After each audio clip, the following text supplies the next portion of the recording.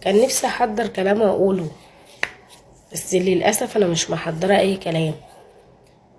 انا صاحيه الصبح لقيت الاجره غليت.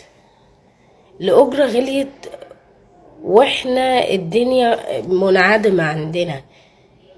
يعني انا كبنت مثلا بشتغل، هنزل ابيع مخدرات؟ هنزل امشي في الغلط؟ المرتبات مش مكفيه. انا النص المرتب بتاعي مواصلاتي.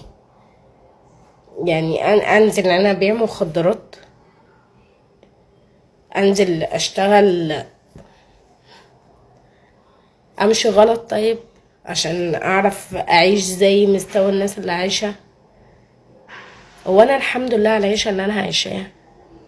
انا احسن من ناس كتيره جدا، بس كل لما الاسعار تغلى، كل لما كل حاجه بتغلى، كل لما البنزين يغلى، كل لما كل حاجه بتغلى.